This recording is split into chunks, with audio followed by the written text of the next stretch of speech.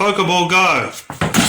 Hello everyone and welcome to a slightly different video. This time I'll be looking at Pokemon Go. Well, it's about time.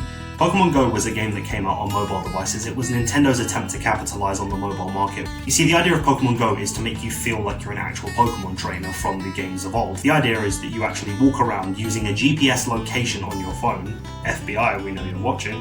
Now, obviously, as we all know, within the last year or so, there's been a little something called a global pandemic, meaning that travel and social distancing restrictions have been a problem for most people, as this game essentially relies on going to different locations to visit Pokestops or pick up items and essentially capture the Pokemon. Obviously, with social distancing and the fact that we're not really supposed to leave our homes unless necessary, this has created problems for people. However, Nintendo was smart enough and savvy enough to introduce something called incense.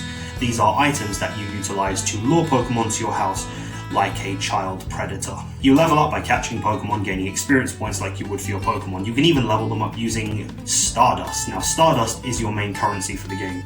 This is what you use to level up and evolve your Pokemon and make them stronger to teach them new moves. Obviously, this game does have a safety regulation which I'm going to throw in right now. Please, whatever you do, watch where you're walking if you play this outside. There have been too many injuries and even fatalities because of this. Implementing Mega Evolutions I think is quite cool, and some of the battles are actually really tricky. In fact, the idea is to unite people together when playing this game. It does have a sense of synergy. Now, depending on how many times the Pokemon evolves, you will need a varying amount of candies. So say for example you catch, say, 3 Turtwigs. Each one would have, I presume, at least 1 Turtwig candy on it. That would mean you have 3 Turtwig candies. You have the transferability if you don't want to keep the Pokemon, so you can essentially release them and you'll get a candy in return. I think we've all seen the YouTube memes of the professor taking your Pokemon and literally putting it into a blender and giving you a candy in return. I think most of us have probably seen that. So as the idea as you play through, you get more items and more Stardust, and you can teach your Pokemon better moves and evolve them, just like the standard RPG games. Now obviously this is a lot of items. Some standard Pokemon that evolve twice require 100 candies to evolve. Now you can have your Pokemon be your friend, like you can make it like you by rubbing it, which I still feel weird about doing sometimes. Feed the Pokemon using berries, and even take snapshots with your camera on your phone or device.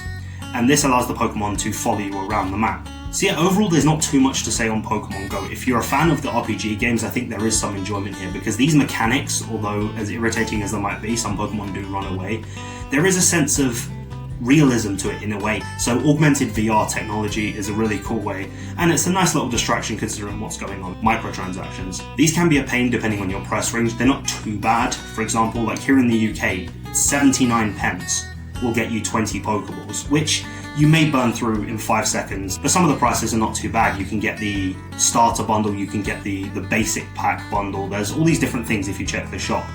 You can also buy items and accessories for your character. Pokemon Go is a more than serviceable love letter to Pokemon fans, I feel. It's a game that takes elements of the games and combines it with smartphone mechanics that you'd honestly expect to see on there. And the microtransactions are not mandatory. You know, you can play through the game, you can get daily items and bonuses and whatnot, so you don't really, if you play smart, you don't really have to break the bank on this one. As I said, there's not too much to say on the game outside of that. It utilizes a location GPS-based technology, as I previously mentioned, so it knows where you are. It knows where you live. It will find you. And it will kill you. No, I'm just kidding. It will find you and help you with more Pokemon capturing. So yeah guys, that's Pokemon Go. It was only a short video. I decided to just throw this into the cosmos and see what happened. Hopefully you guys have enjoyed. I tried my best to be somewhat humorous, and I hope you guys have enjoyed. I apologize profusely if it didn't work. That's Pokemon Go. I'd recommend it if you want to play it. If not, don't worry. And I'll see you next time.